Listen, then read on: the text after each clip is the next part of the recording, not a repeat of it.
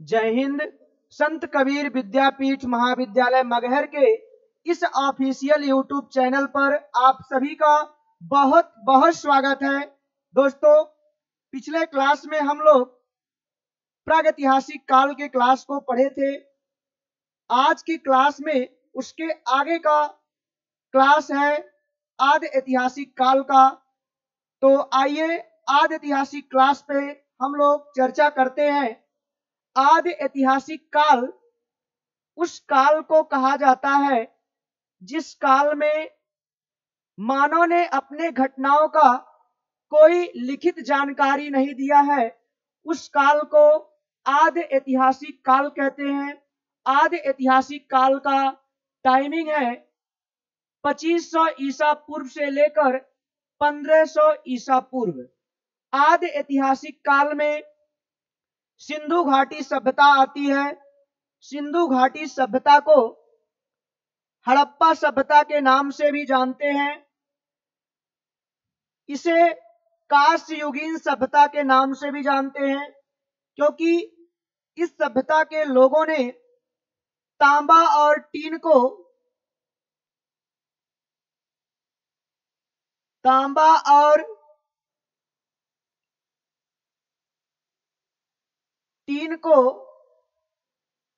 9 और 1 के अनुपात में मिलाकर कांसा बनाया।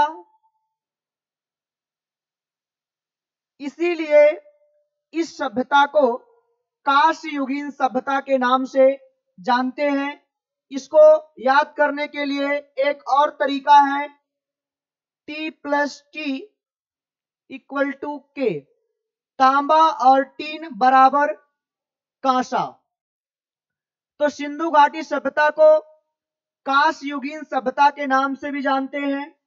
इसे सिंडोन सभ्यता के नाम से भी जानते हैं, क्योंकि सिंधु घाटी सभ्यता के लोगों ने सबसे पहले कपास की खेती किया था और कपास को विदेशी लोग सिंडोन बोलते थे। इसीलिए इस सभ्यता को सिंडोन सभ्यता के नाम से भी जानते हैं। इस सभ्यता को सिंधु सरस्वती सभ्यता भी कहते हैं, क्योंकि सिंधु और सरस्वती नदी के बीच में यह सभ्यता बसी हुई थी। इसीलिए इस सभ्यता को सिंधु सरस्वती सभ्यता भी कहते हैं। इसका टाइमिंग 2500 ईसा पूर्व से लेकर 1500 ईसा पूर्व है। सिंधु घाटी सभ्यता के लोगों ने लगभग 1000 वर्ष तक इस धरती पर जीवन यापन किया और उस 1000 वर्ष में सिंधु घाटी सभ्यता के लोगों ने इतना इस्टेब्लिश किया कि जितना आज भारत भी इस्टेब्लिश नहीं है। तो एक ऐसी सभ्यता के बारे में हम लोग पढ़ेंगे जो आज के लगभग 4-5 हजार वर्ष पहले जितना आज भारत इस्टेब्लिश है, इससे कहीं ज्यादा इस्टेब्लिश था। तो आइए एक एक करके हम लोग चर्चा करते हैं। सिंधु घाटी सभ्यता की सर्वमान्य तिथि रेडियो कार्बन C14 के माध्यम से 2350 ईसा पूर्व से 1750 ईसा पूर्व बताई गई है। सिंधु घाटी सभ्यता लगभग 2500 ईसा पूर्व में दक्षिण एशिया के पश्चिमी भाग में फैली हुई थी, जो वर्तमान में पाकिस्तान तथा पश्चिमी भारत के नाम से जाना जाता है। दोस्तों, यह एक ऐसी सभ्यता है जो हम लोगों के बीच में नहीं है, लेकिन इस सभ्यता के बारे में सबसे पहले जानकारी कहां से मिलती है, तो आइए हम लोग उसको देखते हैं। हड़प्पा बेसिकली पाकिस्तान का एक गांव है। वहां पर 1826 ईस्वी में चार्ल्स मैसन नामक एक व्यक्ति का ध्यान गया। उन्होंने देखा कि हड़प्पा नामक गांव के लोग ईंट निकाल निकाल कर ले जा रहे थे और अपने मकान को बना रहे थे। तो चार्ल्स मैसन का वहां पे ध्यान गया, लेकिन चार्ल्स मैसन ने भी उस पर ध्यान नहीं दिया, उसको छोड़ दिया। चार्ल्स मैसन आगे बढ़ गए। उसके बाद आगे चलकर जब वो दौर आया लॉर्ड डलहौजी का, 1848 से लेकर 1856 का समय जब आया, तो भारत में रेलवे लाइन बिछाया जा रहा था। तो उसी दौर में 1853 ईस्वी से लेकर 1856 ईस्वी के बीच पहली बार जब लाहौर से कराची के बीच रेलवे लाइन बिछाई जा रही थी, तो वहां पर दो भाई जो अंग्रेज थे, अंग्रेज इंजीनियर थे, काम कर रहे थे, जिसका नाम था ब्रंटन बंधु। तो ब्रंटन बंधु के समय में जो मजदूर वहां पे काम कर रहे थे रेलवे लाइन को बनाने के लिए, उनको कुछ ईंटों की जरूरत पड़ी। तो ब्रंटन बंधु के नेतृत्व में हड़प्पा नामक स्थल से ईंट को लाया गया और अपने काम को उन लोगों ने वहां से चला लिया। लेकिन वहां पर इन लोगों का भी कोई ध्यान नहीं गया। आगे चलकर सिंधु घाटी सभ्यता का सर्वेक्षण 1853 ईस्वी में जेम्स कनिंघम के द्वारा किया गया, लेकिन इन्होंने भी बहुत ज्यादा ध्यान नहीं दिया। उसके बाद हड़प्पा सभ्यता की खोज 1921 ईस्वी में राय बहादुर दयाराम साहनी के द्वारा किया गया। हड़प्पा पाकिस्तान के मंट गोमरी जिले में रावी नदी के तट पर स्थित है। पिगट महोदय ने हड़प्पा और मोहनजोदड़ो को एक विस्तृत साम्राज्य की जुड़वा राजधानी कहा है। आइए हम लोग देखते हैं कि हड़प्पा से कौन कौन सी वस्तुएं मिली हैं। तो दोस्तों, हड़प्पा से निम्न वस्तुएं मिली हैं। सिंधु घाटी सभ्यता को हड़प्पा सभ्यता क्यों कहा जाता है? क्योंकि सबसे पहले हड़प्पा नामक स्थल की खुदाई हुई थी, इसीलिए इस सभ्यता को हड़प्पा सभ्यता के नाम से हम लोग जानते हैं। तो दोस्तों, हड़प्पा नामक स्थल से निम्न वस्तुएं मिली हैं, जैसे कुम्हार का चाक मिला हुआ है, अन्नागार मिला हुआ है। संभवतः हड़प्पा सभ्यता के लोग अन्न को इकट्ठा करने के लिए, अन्न को स्टोर करने के लिए अन्न कोठार का प्रयोग करते थे। श्रमिक आवास मिला है, श्रमिकों को रहने के लिए वहां से श्रमिक आवास मिला है। मातृ देवी की मूर्ति मिली हुई है, लकड़ी की ओखली मिली हुई है, लकड़ी का ताबूत मिला हुआ है, हाथी का कपाल मिला हुआ है। दोस्तों, हाथी का खोपड़ी मिला हुआ है हड़प्पा सभ्यता से, और स्वास्तिक चिन्ह मिला हुआ है। तो आइए हम लोग देखते हैं। जैसे यहाँ पे देखिए इमेज लगा हुआ है, यहाँ पे लकड़ी का ओखली का इमेज लगा हुआ है। लकड़ी का ओखली कहाँ से मिला हुआ है? हड़प्पा सभ्यता से मिला हुआ है, हड़प्पा नामक स्थान से मिला हुआ है। यहाँ पे कुम्हार का चाक देखिए हड़प्पा नामक स्थान से मिला हुआ है। तो आइए हम लोग आगे देखते हैं। सिंधु घाटी सभ्यता का जो दूसरा शहर खोजा गया था, जो दूसरा साइड खोजा गया था, उसे मोहनजोदड़ो कहते हैं। मोहनजोदड़ो का अर्थ होता है मृतकों का टीला। मोहनजोदड़ो को मृतकों का टीला कहा जाता है, क्योंकि यहाँ पे बहुत बड़े एक मृतक का टीला मिला हुआ है, मृतक शरीर का टीला मिला हुआ है। इसीलिए इस सभ्यता को, इस शहर को मृतकों का टीला कहा जाता है। इसकी खोज 1922 ईस्वी में राखलदास बनर्जी के द्वारा किया गया था। यह वर्तमान में पाकिस्तान के लरकाना जिले में सिंधु नदी के तट पर स्थित है। सिंधु घाटी सभ्यता का सबसे बड़ा शहर मोहनजोदड़ो था। कई बार पेपर में क्वेश्चन पूछा गया है, इसको याद रखिएगा। यहां से मृतकों का बहुत बड़ा टीला मिला हुआ है, इसीलिए इस सभ्यता को हम लोग, इस शहर को मृतकों का टीला कहते हैं। दोस्तों, मोहनजोदड़ो का अन्नागार सिंधु घाटी सभ्यता का सबसे बड़ा भवन या इमारत था। ये भी कई बार पेपर में क्वेश्चन पूछा गया है, इसको याद रखिएगा। मोहनजोदड़ो से सबसे अधिक स्वास्तिक मुहर मिला हुआ है, ये भी याद रखिएगा, ये भी एग्जाम में पूछा जा चुका है। और मोहनजोदड़ो से कौन कौन सी वस्तुएं मिली हुई हैं, आइए हम लोग उसको एक एक करके देखते हैं।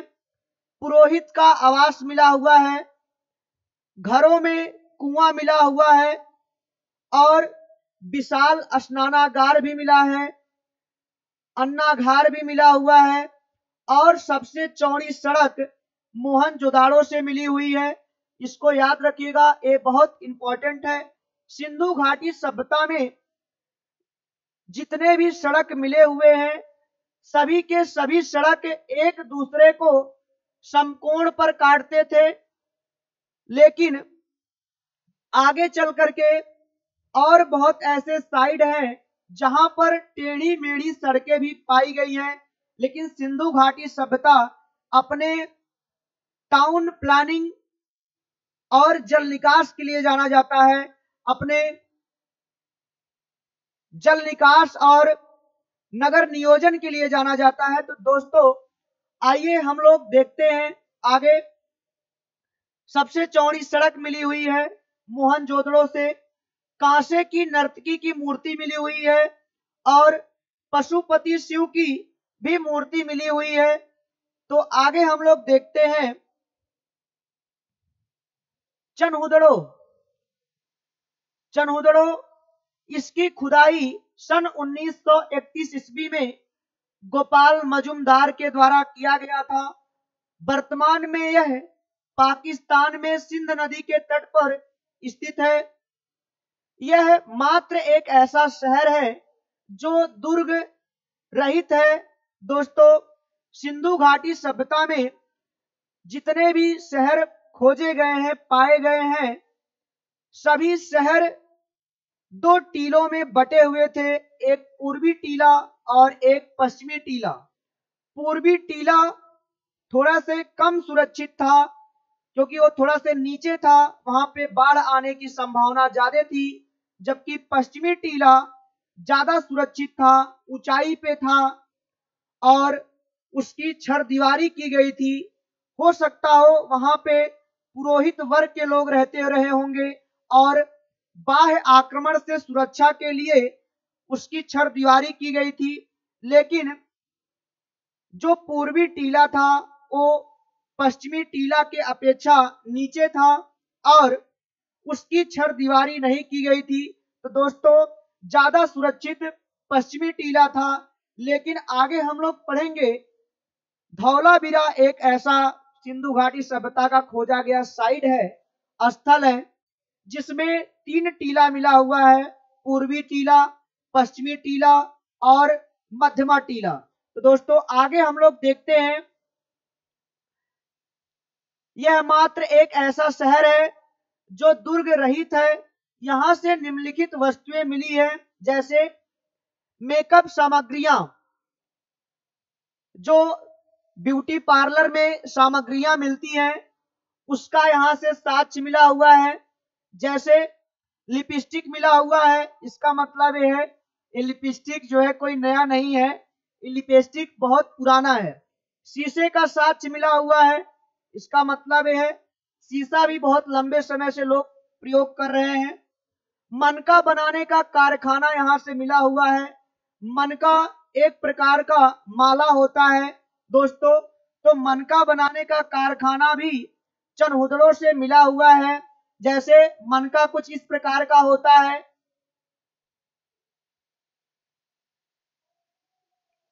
मनका बनाने का कारखाना भी चनहुदड़ो से मिला हुआ है दोस्तों। मन का एक प्रकार का माला होता है जो गले में पहना जाता है। गुड़िया का साक्ष्य मिला हुआ है, गुड़िया है दोस्तों, गुड़िया का छोटे छोटे गुड़िया का यहाँ से साक्ष्य मिला हुआ है। और बिल्ली का पीछा करते हुए कुत्ते का भी साक्ष्य मिला हुआ है चनहुदड़ों से। दोस्तों ये मोस्ट इंपॉर्टेंट है, कई बार पेपर में क्वेश्चन पूछा जा चुका है। तो आइए हम लोग आगे देखते हैं। रोपड़, रोपड़ की खुदाई यज्ञदत्त शर्मा के द्वारा 1953 में किया गया था। तो ये मोस्ट इंपॉर्टेंट है। अभी जो इस बार यूपी पेट का पेपर था उसी में क्वेश्चन पूछा गया था, देश के आजादी के बाद खोजा गया सिंधु घाटी सभ्यता का पहला स्थल कौन सा है। तो दोस्तों अपना देश तो 1947 में आजाद हुआ था और इसकी खोज हुई थी 1953 में।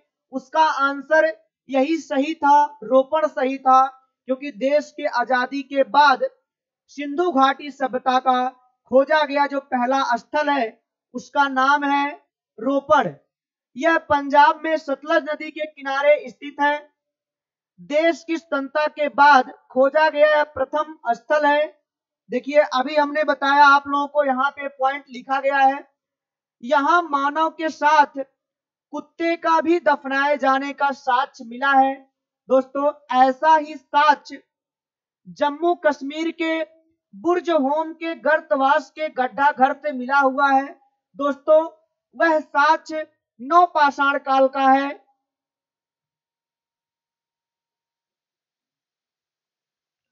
वह साक्ष्य नवपाषाण काल का है, लेकिन रोपड़ से भी मानव के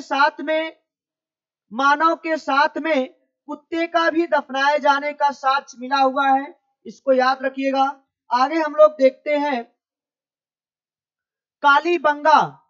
कालीबंगा का अर्थ काली चूड़ियां होती है। कालीबंगा का अर्थ काली चूड़ियां होता है। इसका खोज 1953 ईस्वी में अमलानंद घोष के द्वारा किया गया था। यह राजस्थान में सरस्वती, जिसको घग्गर नदी के नाम से भी हम लोग जानते हैं, घग्गर नदी के किनारे हनुमानगढ़ जिले में स्थित है।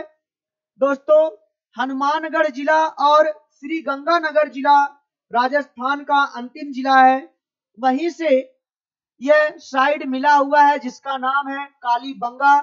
कालीबंगा का अर्थ होता है काली चूड़ियां।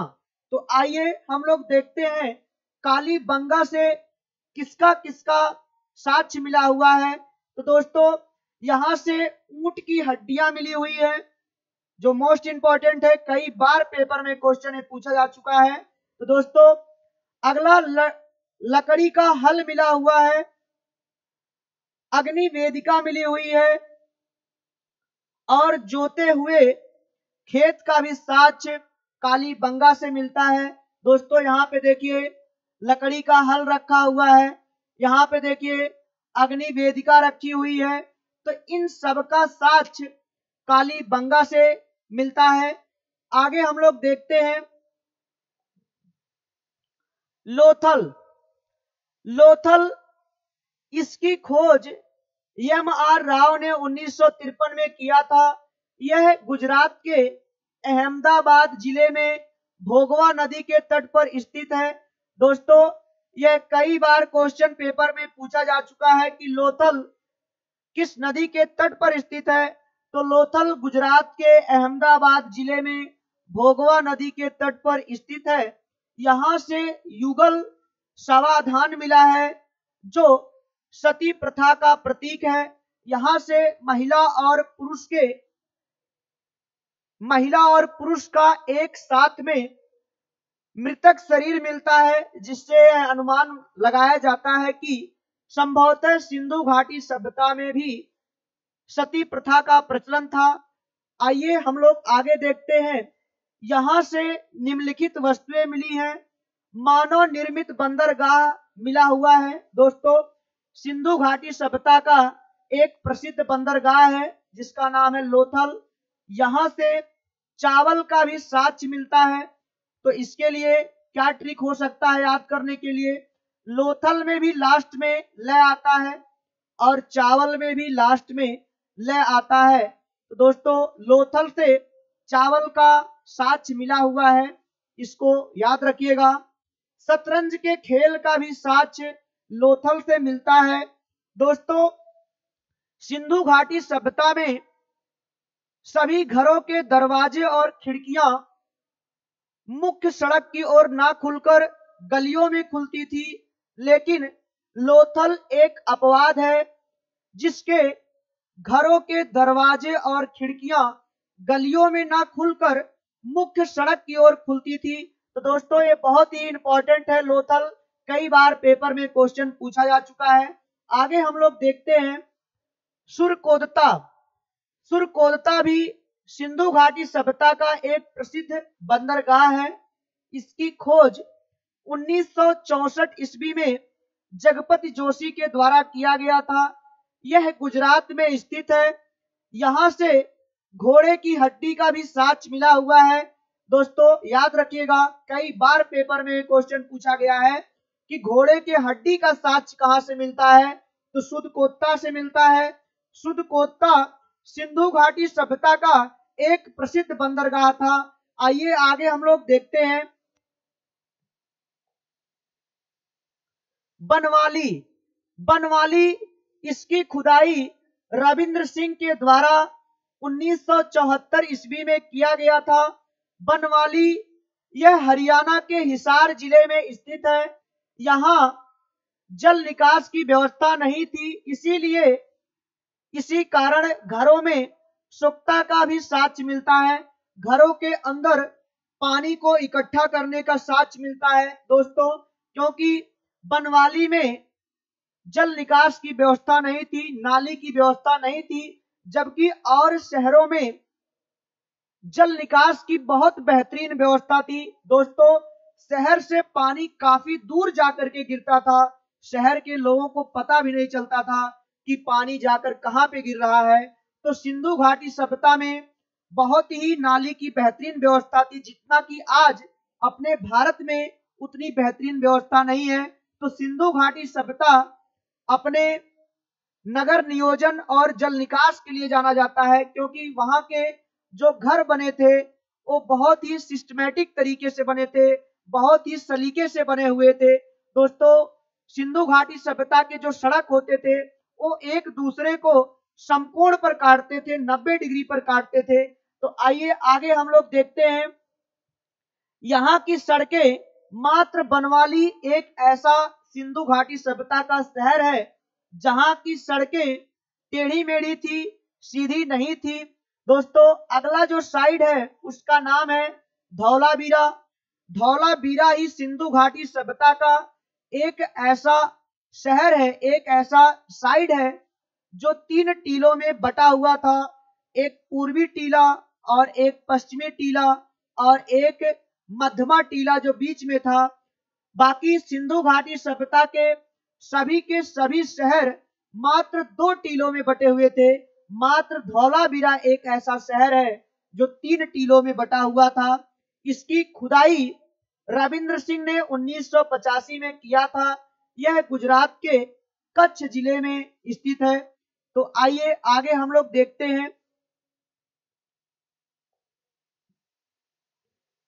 सिंधु घाटी सभ्यता का विस्तार लगभग 13 लाख वर्ग किलोमीटर में था, क्योंकि दोस्तों सिंधु घाटी सभ्यता का जो उत्तरी बिंदु है,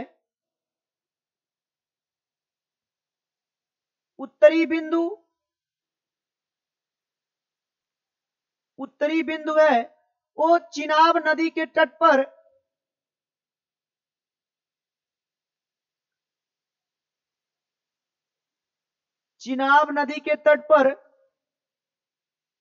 मांडा है, और जो दक्षिणी बिंदु है वो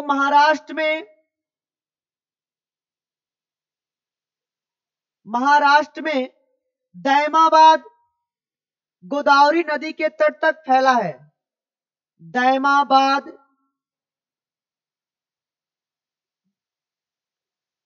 गोदावरी नदी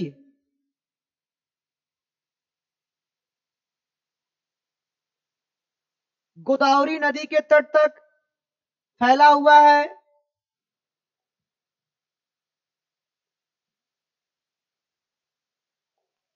गोदावरी नदी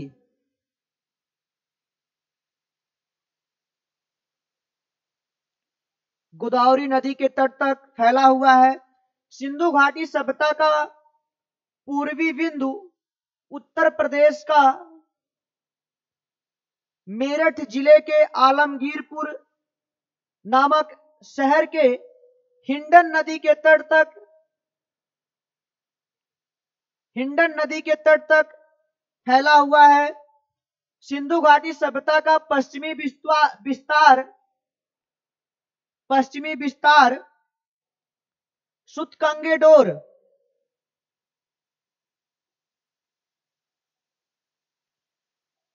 सुतकंगेडोर दासक नदी तक फैला हुआ है, जो वर्तमान में पाकिस्तान में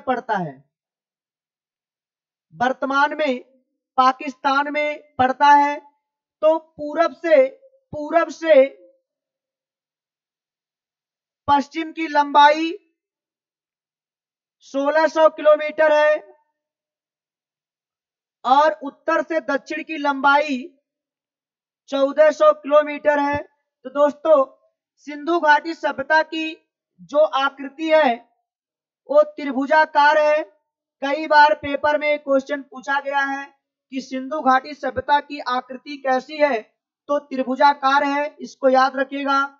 यहाँ पे देखिए, इसकी लंबाई यहां से लेकर यहां तक लगभग 1300 किलोमीटर था। दोस्तों, सिंधु घाटी सभ्यता के लोग, जो उच्च वर्ग के लोग थे, वो लोग आभूषण में सोने और चांदी का प्रयोग करते थे।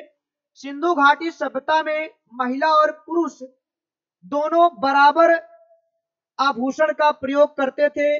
सिंधु घाटी सभ्यता में जो मध्यम वर्ग के लोग थे, वो हाथी के दांत और यहीं से नदी से सीप निकालकर, समुद्र से सीप निकालकर ले जाते थे, उसको पहनते थे।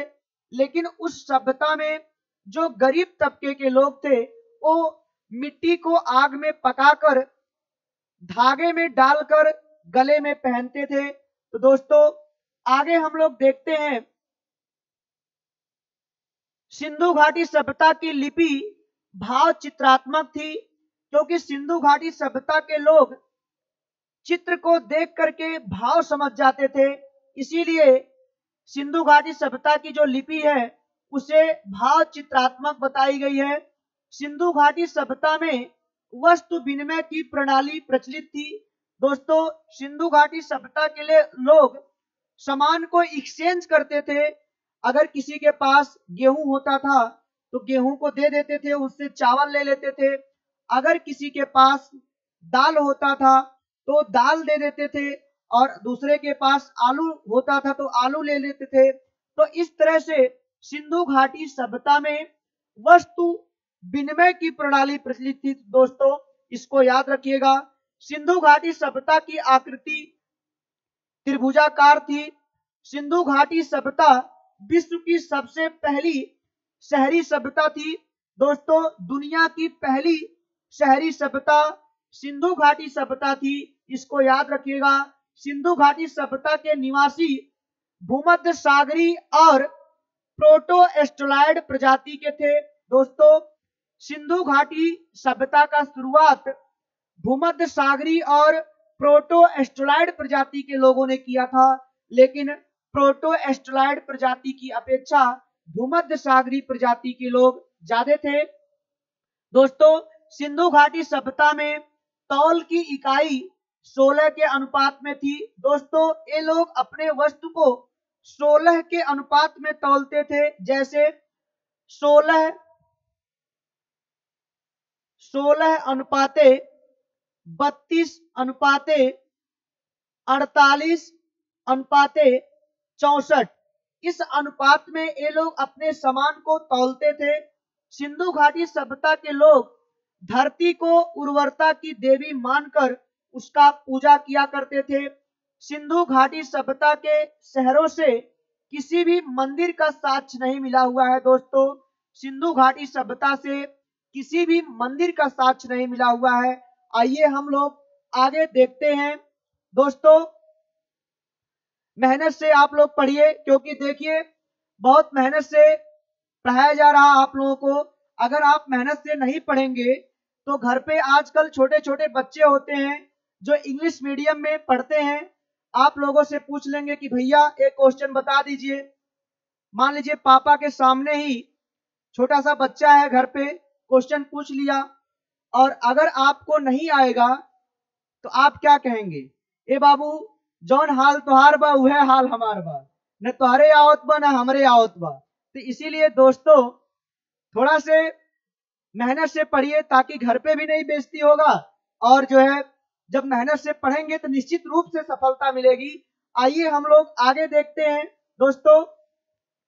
स्त्री की मिट्टी की मूर्तियां मिलने से यह अनुमान लगाया जाता है कि सिंधु घाटी सभ्यता मातृत्वात्मक थी। दोस्तों सिंधु घाटी सभ्यता मातृत्वात्मक थी, क्योंकि ये विश्व की पहली सभ्यता है जो शहरी है। इसके पहले और कोई ऐसी सभ्यता नहीं है जो शहरी थी। इसको याद कैसे रखेंगे दोस्तों? सबसे पहले देखिए हमेशा महिलाओं का ही नाम आता है, जैसे माता, पिता। पिता बाद में आते हैं, माता जी पहले आती हैं। तो हमको याद रखना है जो पहली सभ्यता है वो मातृत्वात्मक थी। जैसे सीता राम, राम का नाम बाद में आता है, सीता का नाम पहले आता है। तो इससे हम लोग याद रखेंगे कि जो पहली सभ्यता है वो मातृत्वात्मक है, पितृत्वात्मक नहीं है। एक और इसका उदाहरण है, जैसे राधे कृष्णा। दोस्तों सबसे पहले हम लोग राधे कहते हैं, कृष्णा हम लोग बाद में कहते हैं। तो इससे आप अनुमान लगा सकते हैं, इससे आप ट्रिक लगा सकते हैं कि जो पहली वाली सभ्यता है वो मातृत्वात्मक है, क्योंकि सिंधु घाटी सभ्यता में जो घर की मुखिया हुआ करती थी वो माता हुआ करती थी। आइए हम लोग आगे देखते हैं। सिंधु घाटी सभ्यता के लोग सूती और ऊनी वस्त्रों का प्रयोग किया करते थे। सिंधु घाटी सभ्यता के लोग तलवार से परिचित नहीं थे। इसका मतलब यह है कि सिंधु घाटी सभ्यता के लोग युद्ध नहीं किया करते थे। पर्दा प्रथा और वेश्यावृत्ति सिंधु घाटी सभ्यता में प्रचलित थी। दोस्तों इंपॉर्टेंट है, कई बार पेपर में पूछा जा चुका है। अर्थव्यवस्था का मुख्य आधार कृषि था, लेकिन कृषि और पशुपालन दोनों सिंधु घाटी सभ्यता के लोग किया करते थे। सिंधु घाटी सभ्यता के लोग मांस भी खाते थे और शाकाहारी भी थे, मांसाहारी भी थे।